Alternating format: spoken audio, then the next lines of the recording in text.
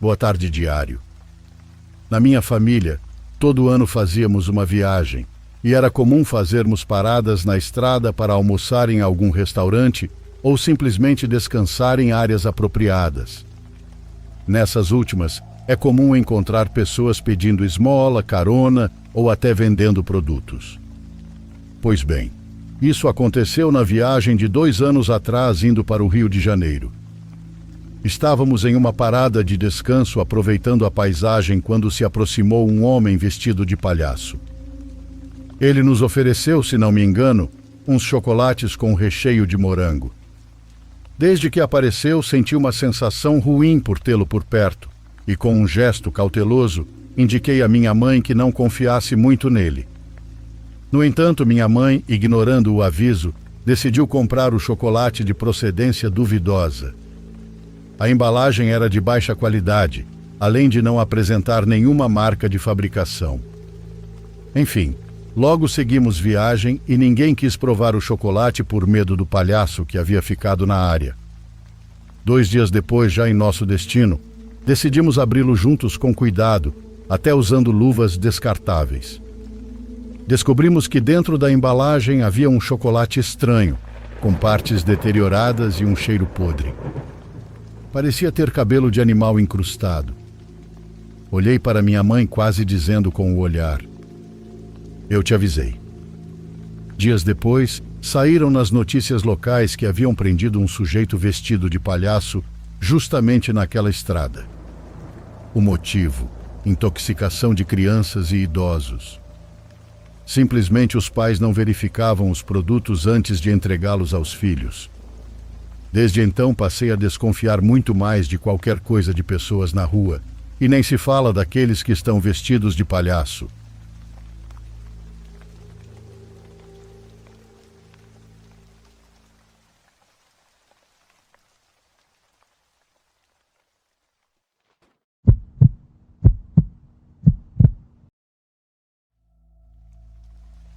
Eu cresci em uma fazenda, o que basicamente significa que eu também trabalhava lá.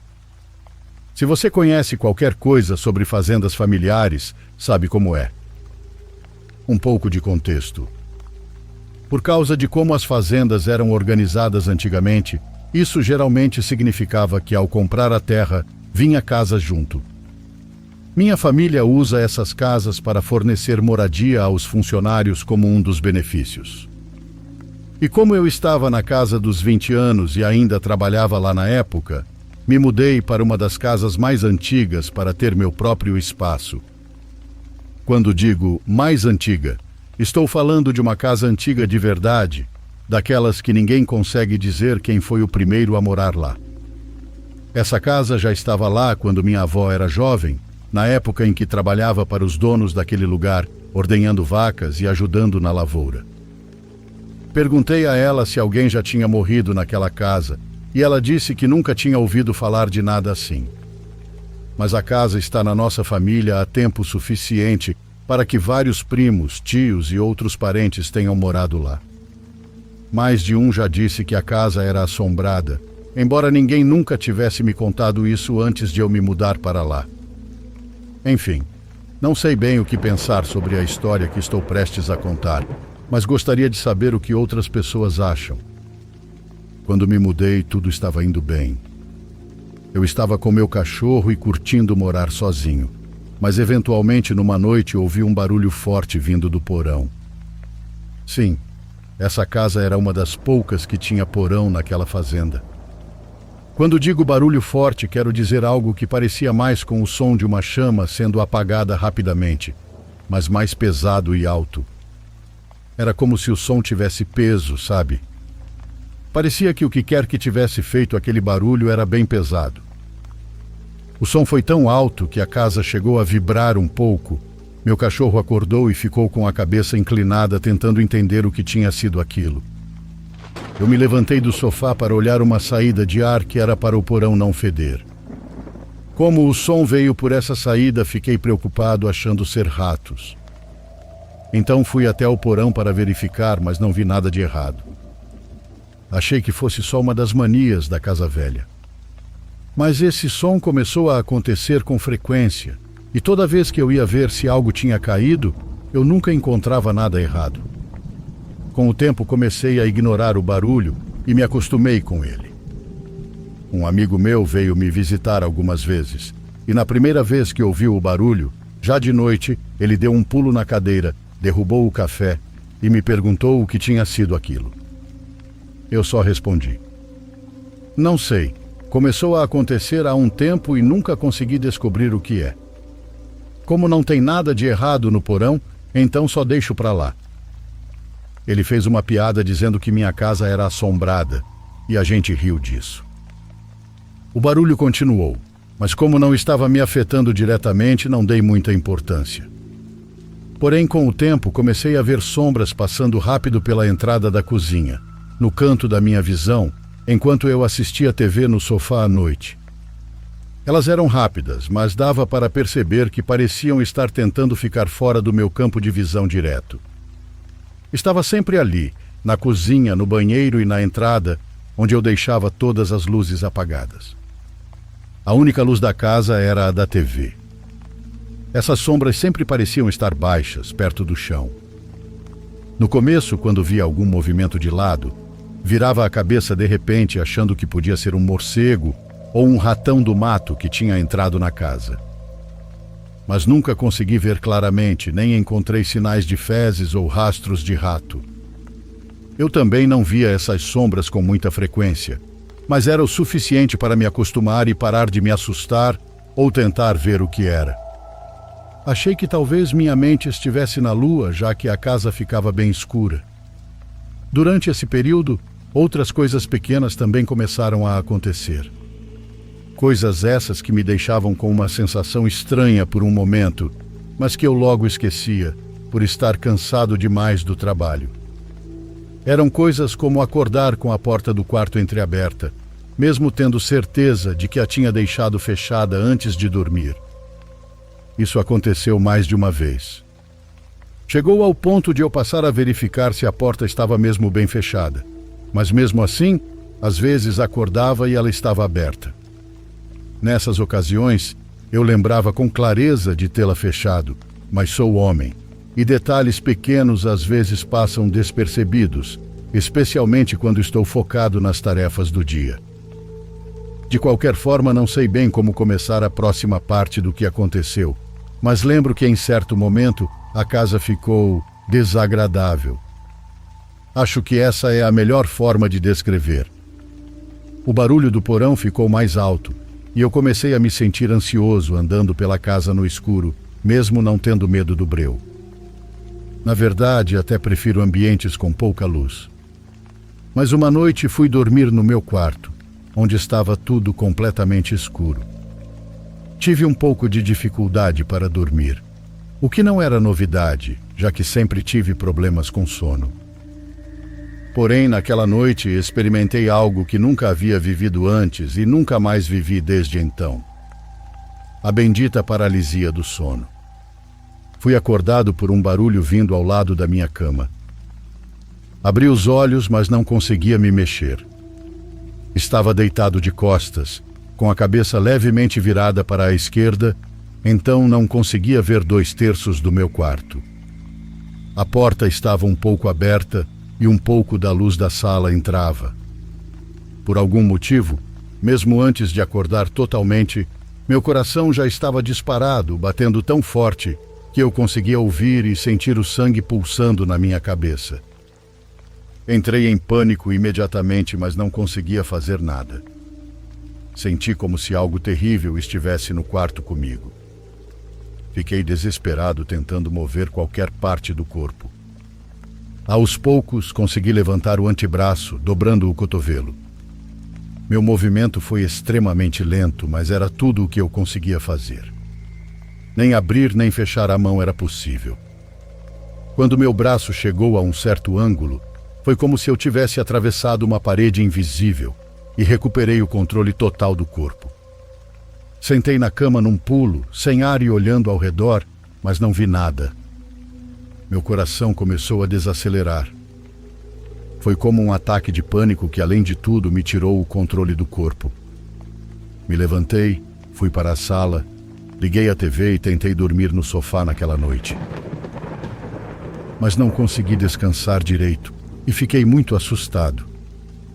Depois disso, me mudei daquela casa e nada parecido jamais aconteceu de novo.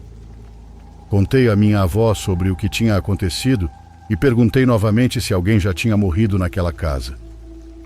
Ela disse que nunca soube de nada assim, mas que muitas pessoas que moraram ali ao longo dos anos diziam que a casa era assombrada. Se alguém aí tiver alguma ideia do que poderia estar acontecendo, ou já passou por algo parecido, eu realmente gostaria de ler.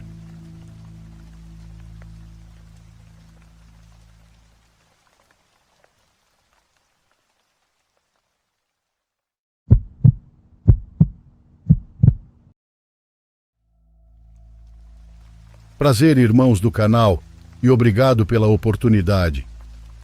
Irei fazer uma breve apresentação. Me chamo Flávio, tenho 74 anos, moro com a minha esposa Zilda num sítio afastado aqui em Ayuruoca, no sul de Minas. A gente vive uma vida bem simples, do nosso jeitinho, sem luxo, mas com sossego. Nosso luxo ultimamente vem sendo a internet de antena que nosso filho mandou colocar aqui para nós. Isso nos ajuda bastante na comunicação. Nosso único filho, o Marcos, é médico em Belo Horizonte e só vem aqui umas 2 vezes por ano.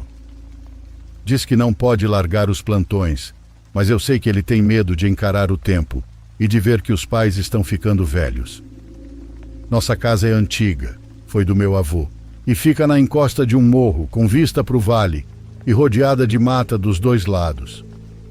Eu gosto de levantar antes da minha esposa, acender o fogão, esquentar o café e ouvir os passarinhos.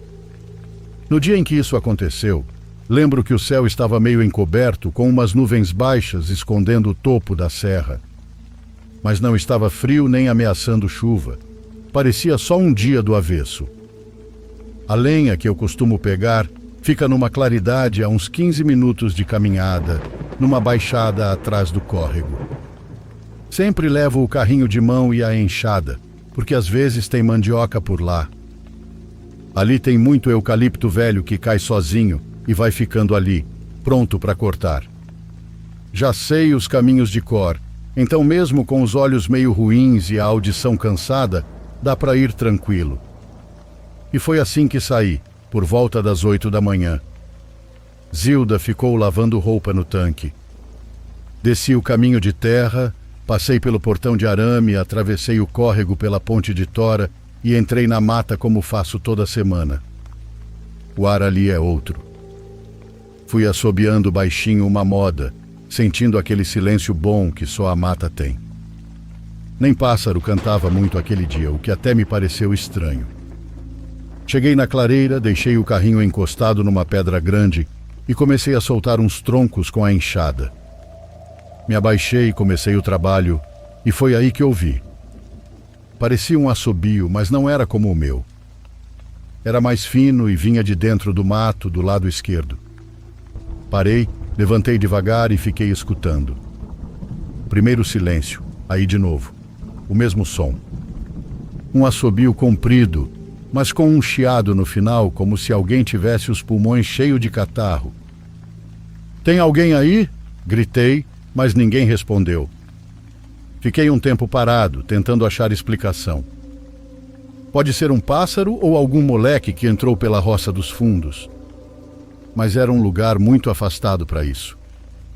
Voltei ao trabalho, mas agora com a atenção cortada no meio. Trabalhei mais uns 10 minutos, sempre olhando para o mato, até que o som voltou ainda mais forte. Não era um assobio agora, era como uma respiração rouca. Joguei a enxada no chão e peguei um pedaço de tronco grosso. O coração estava batendo forte e, de repente, no meio do mato fechado, vi um movimento. Não era bicho comum, disso eu tenho certeza. Era uma coisa baixa, toda coberta de folhas secas, como se estivesse disfarçada. Mas se movia como gente. Não andava, deslizava. E os olhos, porque eu juro que vi 2 olhos, eram muito pretos. Parecia como se fossem buracos. Eu fiquei parado no lugar sem saber o que fazer. Não consegui correr, só fiquei ali, vendo aquilo se afastar lentamente, sumindo no meio do verde escuro, sem quebrar galho e sem fazer barulho. Sumiu. Quando desapareceu, voltei correndo para casa como um menino assustado. Zilda me viu branco, suado, com os olhos arregalados. Perguntou o que tinha acontecido, e eu só sentei na porta da sala, sem conseguir falar por uns bons minutos. Contei para ela aos poucos. Ela ficou séria, não duvidou e disse: "Isso é coisa que mora no mato, velho. Não é bicho nem é gente." Nos dias seguintes evitei passar por ali. Fui buscar lenha mais perto, no terreiro, mesmo que fosse pouca. Mas não adiantou, pois a sensação ficou. À noite, comecei a ouvir aquele mesmo assobio fraco vindo da mata. Toda vez que o vento parava, lá estava ele, como se tivesse me marcado. 2 semanas depois, Marcos veio nos visitar e contei para ele. Deu risada, disse que era delírio de velho. "Pai, o senhor precisa ver menos esses vídeos de lenda no celular." Mas eu sei o que eu vi e o que eu senti. E o pior de tudo é que ontem, enquanto Zilda varria o terreiro, ela parou do nada, me chamou e apontou para a cerca da horta. Tinha um monte de folhas secas empilhadas de forma estranha, como um boneco pequeno, todo encolhido. E do lado, uma marca funda no chão, como se algo muito pesado tivesse ficado ali parado por muito tempo. Eu não fui mais na floresta. A lenha que tem em casa vai durar mais uns dias. Depois disso não sei, mas não volto naquela clareira. Tem coisas que moram no mato e só acordam quando a gente pisa onde não devia. Isso era o que meu avô sempre me falava.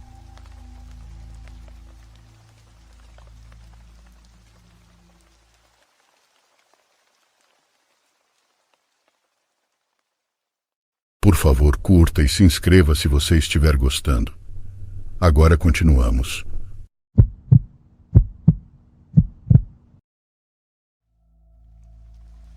Era uma noite de sexta-feira bem normal para mim. Eu morava sozinho em uma casa bem pequena cercada por cana-de-açúcar, mas trabalhava a 1 hora dali, na cidade. Finalmente, chegando o fim de semana, eu estava pronto para não fazer absolutamente nada naquela noite, só assistir YouTube, jogar e talvez dormir até mais tarde. Tomei um banho rápido depois que cheguei em casa, depois liguei o PlayStation e fiquei relaxando e jogando por algumas horas. Até abri algumas cervejas. A noite estava indo muito bem, e eu pensei que a única coisa que poderia torná-la perfeita seria pedir uma pizza. Pedi de uma pizzaria local só usando o aplicativo deles para fazer o pedido. Depois me joguei no sofá e fiquei assistindo o YouTube na TV enquanto esperava. Depois de 1h30, percebi que já fazia um bom tempo que tinha feito o pedido e não tinha recebido nenhuma mensagem dizendo que estavam a caminho. Peguei o celular e chequei o aplicativo. Dizia que havia um atraso. Não lembro a mensagem exata, mas era bem genérica, basicamente dizendo: "Desculpe pelo atraso, seu pedido estará a caminho em breve." Não era nada demais. Eu estava tentando ficar acordado até tarde de qualquer forma, embora sentisse meus olhos ficando pesados. Talvez eu estivesse mais cansado do que pensava. Nos próximos 15 minutos, com o YouTube rolando ao fundo, eu acabei cochilando. Acordei de repente com a campainha tocando várias vezes. Levantei do sofá assustado, pensando: merda, a pizza chegou. Não fazia ideia de quanto tempo eu tinha apagado ou quanto tempo o entregador estava esperando por mim. Fui rápido até a porta e a abri. Ainda estava meio grogue e as cervejas que tinha tomado antes não ajudavam em nada, mas vi que havia um homem parado na minha área. Foi mal. Espero que você não tenha esperado muito. Quanto ficou? Perguntei com sono. O cara parecia um pouco confuso. Eu esclareci. Pela pizza, quanto eu te devo? Foi quando as palavras saíram da minha boca que percebi que o cara nem estava segurando caixas de pizza ou qualquer coisa do tipo. Também não usava uniforme. Basicamente estava de calça jeans escura, um moletom cinza com o capuz na cabeça e as mãos enfiadas nos bolsos. O cara ficou em silêncio por um tempo estranho, como se ainda estivesse processando o que eu disse. Mas então ele sorriu e disse para eu não me preocupar, que as pizzas ainda estavam a caminho. Depois disso, ele parou de falar, só ficou me encarando como se aquilo fosse uma resposta normal. Mesmo estando um pouco bêbado e muito cansado, eu sabia que aquilo era uma resposta esquisita. Por que ele estaria ali se as pizzas ainda estavam a caminho? Mas eu só disse ok, e depois de mais alguns segundos daquele silêncio estranho, fechei a porta. Esfreguei o rosto e tentei recobrar os pensamentos. Por que aquela interação tinha sido tão estranha?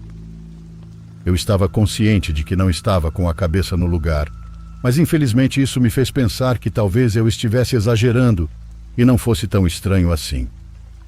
Coloquei outro vídeo para rodar, me sentei e continuei assistindo, só para acabar cochilando de novo. Dessa vez, acordei com um barulho de clique. Não sabia o que era exatamente, mas sabia que só tinha cochilado por alguns minutos porque o vídeo ainda estava passando. Sentei de novo e fiquei esperando ouvir a campainha ou alguém batendo, mas não aconteceu. Ainda não sabia o que tinha sido aquele barulho de clique, mas então finalmente me lembrei de checar o aplicativo para ver alguma atualização do pedido. Peguei o celular, mas nem passei da tela de bloqueio antes de ficar confuso. Eram 4 da manhã. Eu tinha feito o pedido às 11 da noite e a pizzaria só funcionava até 1 da manhã. Chequei o aplicativo rápido e vi que o pedido tinha ficado em atraso por 1 hora antes de ser cancelado pela pizzaria. Mas então, quem tinha acabado de bater na minha porta? Levantei do sofá e caminhei pelo corredor até a porta da frente, olhei pela janela e não vi ninguém lá fora. Alcancei a maçaneta para destrancar e abrir a porta, mas vi que ela já estava destrancada. Devo ter esquecido de trancar quando atendi, porque estava grogue demais. Abri e olhei lá fora, mas não vi nada, só casas apagadas e cana-de-açúcar. Eu estava cansado e meio bêbado demais para lidar com o que estivesse acontecendo. Sem obter nenhuma resposta, fechei a porta e imediatamente fiquei paralisado. Aquele som, o clique da porta encaixando no batente, foi exatamente o som que me acordou antes. Senti meu rosto empalidecer. Em fração de segundos, repassei mentalmente toda a interação com o cara, percebendo meu erro. Ele só tinha ido junto na história de ser o entregador de pizza porque eu mencionei isso primeiro. Quais seriam as intenções dele para mentir daquela forma? Olhei para dentro da casa escura e tudo dentro de mim dizia para sair dali. Caminhei devagar de volta pelo corredor, tentando pegar meu celular no sofá. Assim que consegui, ouvi algo se mexendo no outro cômodo. Entrei em pânico, peguei o celular e corri para a porta da frente. Saí correndo de casa e fui até o final da rua. Então disquei para a polícia. A polícia chegou bem rápido, uns 30 minutos depois da ligação, mas ainda assim não foi rápido o suficiente. O cara já tinha ido embora fazia tempo. Passei para eles exatamente como ele era, o que disse e tudo mais, mas até agora foi só isso.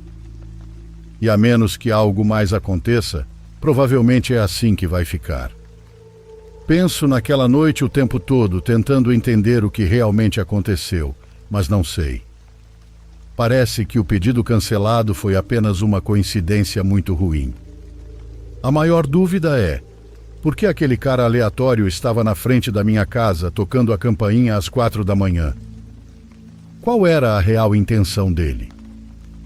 Minha suposição é que ele estava procurando casas vazias, alvos fáceis para roubar ou coisa pior.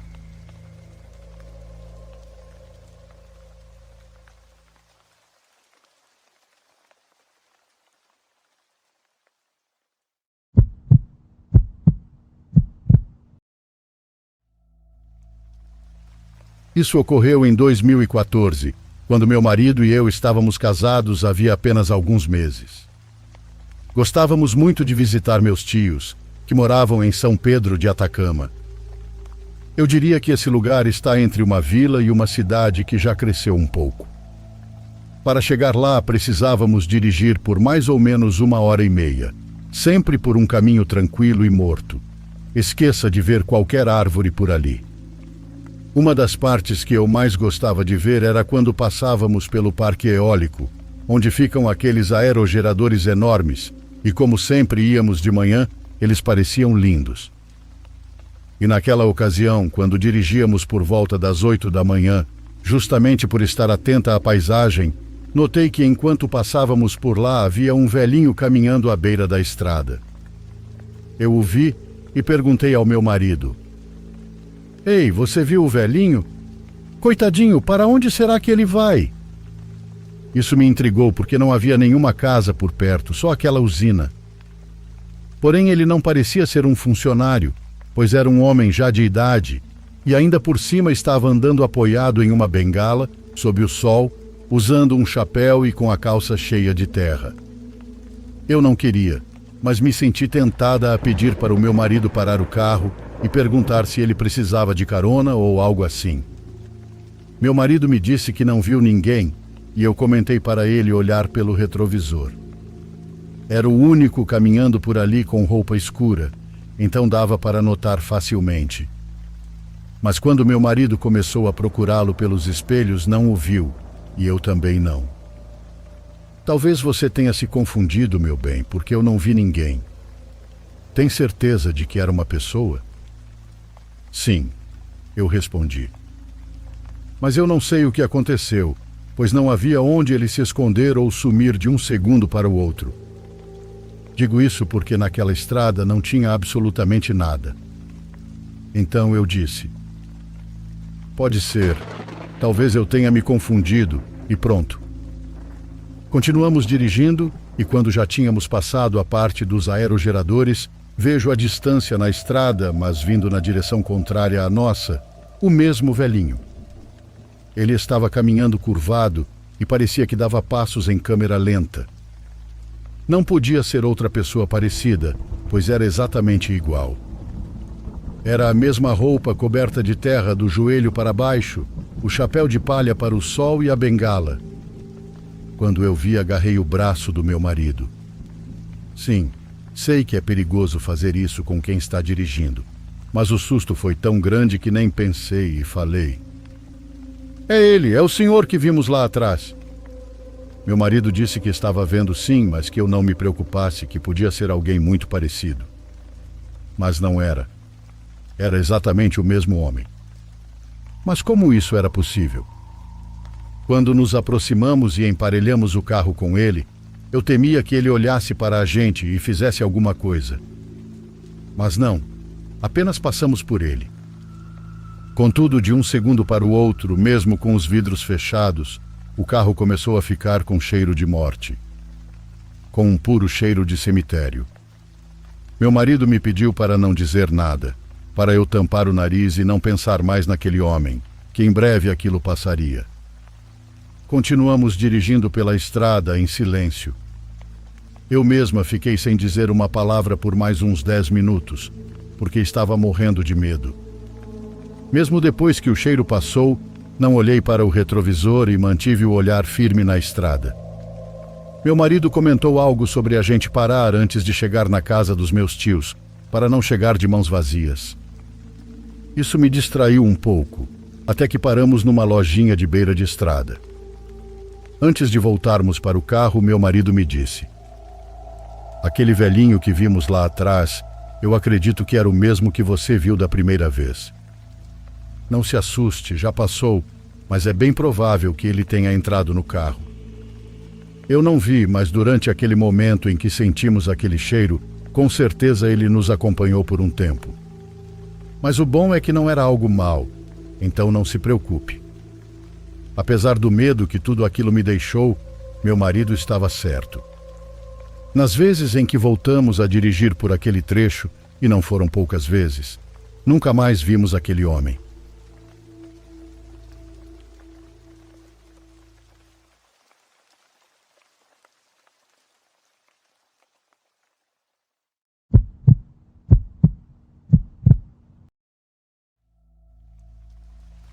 Minha avó Eva era do norte de Alberta, e ela tinha uma maneira de contar histórias que fazia você esquecer onde estava. Quando eu era criança, meus primos e eu passávamos os verões na casa dela. Todas as noites, depois do jantar, nos reuníamos ao redor do seu velho fogão a lenha, enquanto ela contava histórias de sua infância. Ela deve ter nos contado centenas de histórias ao longo daqueles verões. A maioria eram histórias com ensinamentos, como coelhos espertos enganando lobos, ou contos de advertência sobre respeitar as florestas. Mas havia 4 histórias que ela só contou uma vez, todas na mesma noite, quando eu tinha 12 anos. Era final de agosto de 98, lembro disso claramente, e estávamos em 5 crianças naquela noite. Era eu, minha irmã mais nova, Melanie, e nossos primos Travis, Chrissy e Meryl. As 3 primeiras histórias daquela noite eram diferentes das habituais dela, um pouco mais assustadoras, eu diria. A primeira foi curta, e era sobre um caçador que se perdeu numa nevasca e seguiu o que achava serem pegadas humanas, só para perceber tarde demais que estavam andando em círculos e que aquilo que as fez não era humano. A segunda foi mais longa, sobre uma família inteira que desapareceu de um acampamento de pesca, deixando para trás apenas suas roupas perfeitamente organizadas, como se tivessem simplesmente sumido de dentro delas. A terceira levou uns 20 minutos. Era sobre 2 irmãos caçando alces no começo do inverno, que encontraram um acampamento que não deveria existir. A fogueira ainda fumegava, a comida estava pela metade, mas tudo coberto de geada, como se tivesse sido congelado no meio de uma mordida. Eles fugiram ao ouvir algo enorme circulando o acampamento deles naquela noite, respirando como uma tempestade de vento. Mas foi a 4ª história que me marcou. Juro que a voz da vovó mudou, como se ela estivesse se preparando. Lembro que ela olhava várias vezes para as janelas, mesmo com as cortinas fechadas. Isso aconteceu com meu tio Miguel. Ela começou. Ela disse que o tio Miguel estava trabalhando num acampamento madeireiro no inverno de 1951. O acampamento era pequeno, talvez com 15 homens, e eles estavam cortando madeira numa área que o povo indígena havia advertido ser amaldiçoada. O ancião navajo que foi ao acampamento disse ao capataz que aquele lugar era amaldiçoado. Vovó disse para nós. Tinha algo errado lá, algo antigo. Mas o capataz apenas riu e disse que não eram supersticiosos. Durante as 2 primeiras semanas tudo correu normalmente. Então um dos homens, um rapaz chamado John, desapareceu. Ele tinha saído para verificar algumas armadilhas e nunca voltou. Eles procuraram por 3 dias, mas não encontraram nada.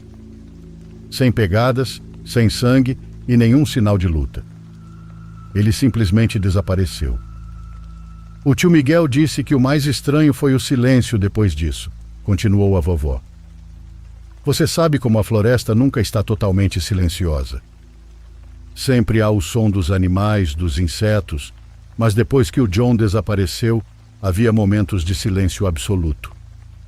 Uma semana depois, outro homem desapareceu, e dessa vez foi em plena luz do dia.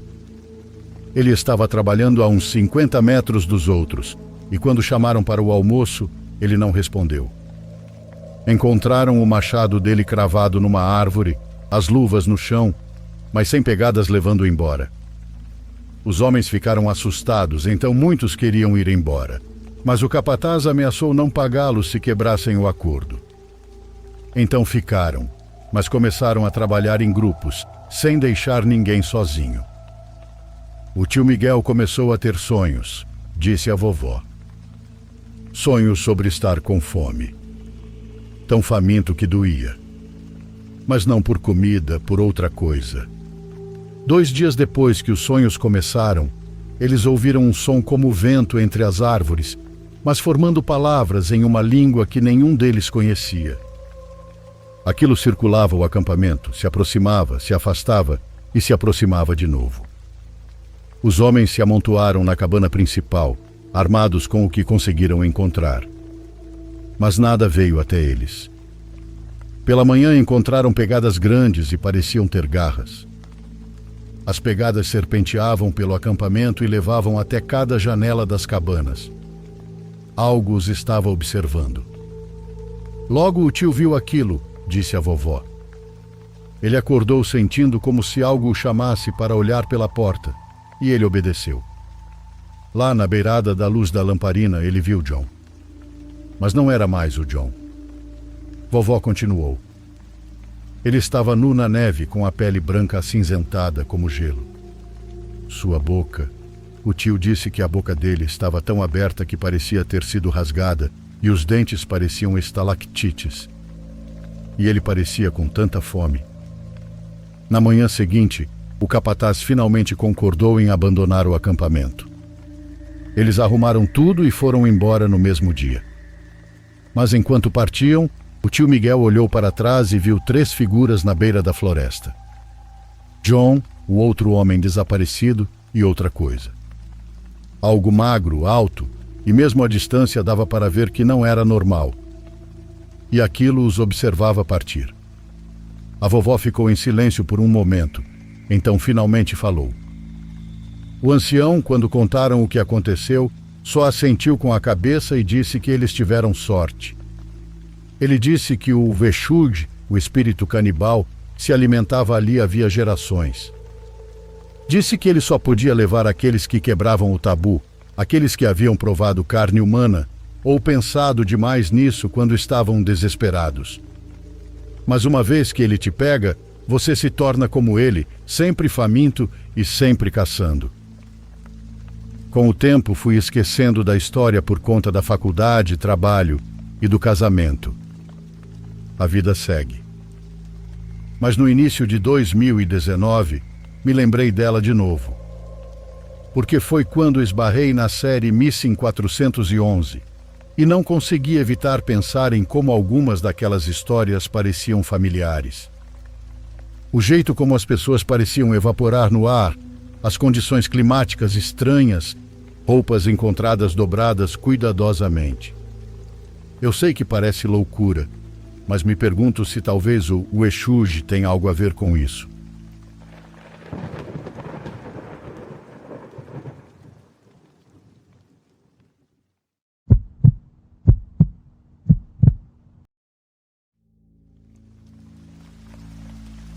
O que vou compartilhar aconteceu comigo no ano de 2004 e na época eu tinha 18 anos.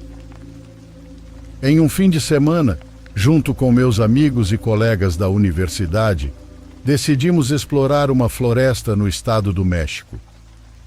Eu, que tinha nascido na fronteira com os Estados Unidos, não estava acostumado a esses lugares. Na verdade, era a primeira vez que me convidavam para acampar. Animado numa sexta-feira após as aulas, pegamos o necessário para nos aventurarmos. Meus 3 amigos eram os experientes. Eles levaram as barracas de acampamento e tudo o que era preciso para passarmos alguns dias tranquilos, cercados pela natureza. Pelo menos essa era a ideia que eu tinha da floresta. Por volta das 5 da tarde, seguimos por uma trilha estreita que nos conduziu ao interior da densa mata. Era como se ela estivesse nos engolindo. Hoje digo isso, mas naquele momento não tive essa impressão. Caminhávamos tranquilamente no meio de toda aquela vegetação. Para alguém da cidade, o lugar parecia maravilhoso, mas também impressionante. Antes que escurecesse, montamos as 2 barracas bem próximas da trilha, para que, ao voltarmos, não tivéssemos problemas em encontrar o caminho. Mas, aos poucos, o entardecer deu lugar à noite. Nunca imaginei que a noite naquele lugar pudesse ser tão misteriosa. Não conhecia uma escuridão tão densa como a que havia ali. Outra coisa que me surpreendeu foram os sons estranhos. Sentados ao redor de uma fogueira, ouvíamos o canto das aves noturnas enquanto conversávamos sobre várias coisas. A intenção era nos desligarmos da vida rotineira por alguns dias. Estávamos aproveitando o calor da fogueira quando um dos meus amigos se levantou de repente fixando o olhar em direção às árvores. Ficamos assustados e lembro-me que perguntei o que estava acontecendo. Ele apontou com o dedo para a escuridão da floresta, afirmando que tinha visto um animal estranho correndo entre os arbustos. Pelo jeito que ele gesticulava, levamos tudo na brincadeira e dissemos para ele se sentar. Nesse momento ele gritou novamente, dizendo que estava ali outra vez, e deu alguns passos para trás como se fosse correr. Então todos nos levantamos para olhar na mesma direção. A verdade é que, por causa da escuridão, mal podíamos enxergar. Com seriedade, pedi para ele parar com aquela brincadeira, mas ele realmente parecia assustado. Ele insistiu que era sério e até pegou um dos troncos em chamas para se defender. Os outros começaram a ficar ainda mais nervosos, pois ele voltou a apontar para o mesmo lugar. Talvez contagiado pelo nervosismo dele, também vi. Ainda não consigo afirmar que tipo de criatura era aquela. Havia um animal em pé sobre as patas traseiras, completamente preto. Ele estava tão corcunda que era possível distinguir sua coluna arqueada, e as patas pareciam desproporcionais em relação ao resto do corpo. Entre os arbustos, aquela coisa bizonha nos observava fixamente. Outro amigo gritou que havia mais um atrás de nós. Quando nos viramos, era verdade. Agachada entre troncos, outra criatura nos espiava. Começamos a nos assustar, pois podia haver ainda mais deles, e parecia que estávamos sendo cercados. Embora não tentassem nos atacar, era evidente que nos observavam com curiosidade. Todos pegamos pedaços de madeira em chamas para tentar espantá-los. Horrorizados, víamos seus corpos se movendo como macacos, mas com cabeças de cachorro e mostrando os dentes. Nos olhávamos sem saber o que dizer. Ninguém acreditava que aquilo fosse real. Quando uma daquelas criaturas começou a caminhar em nossa direção, provavelmente para nos atacar, todos corremos para o fundo da floresta tentando nos salvar. Na minha corrida desesperada, não percebi em que momento me separei dos outros. Ao parar, percebi que estava sozinho no meio de toda aquela mata. Naquele momento, não conseguia processar o que estava acontecendo. Olhei para todos os lados, tentando encontrar meus amigos, mas só via árvores e mais árvores. Entrei em desespero e comecei a correr de volta. Quando percebi que os minutos passavam e não chegava ao acampamento, entendi que estava perdido. Eu nem sei explicar o quanto aquela floresta se tornou assustadora. Os galhos das grandes árvores quase não deixavam passar a luz da lua. A escuridão era macabra. Os sons próprios da floresta, misturados com o silêncio, tornavam tudo ainda mais aterrorizante. Eu me sentia sozinho no meio do nada. Quem já se perdeu sabe o quanto isso é terrível. Talvez por causa do nervosismo, comecei a imaginar sombras estranhas escondidas entre pedras e troncos. Então voltei a correr, sem rumo. Depois de um tempo que pareceu interminável, vi ao longe a luz da nossa fogueira. Controlei a emoção para não correr até lá. Caminhei devagar, notando que havia silhuetas no acampamento que não pareciam ser dos meus amigos. Quando me aproximei o suficiente, tudo estava em silêncio. Com cuidado, olhei para dentro de uma das barracas, mas estava vazia. Fui até a outra, e lá estavam meus 3 amigos com expressões de pavor. Eles me puxaram para dentro e pediram para eu não fazer barulho. Ficamos escondidos na barraca, se é que se pode chamar aquilo de proteção. Passamos aquela terrível noite ouvindo rosnados e ruídos estranhos que preferimos não investigar. Assim que amanheceu, pegamos a trilha e saímos do bosque. Essa foi a primeira e última vez que troquei minha cama quente por um acampamento no meio do mato.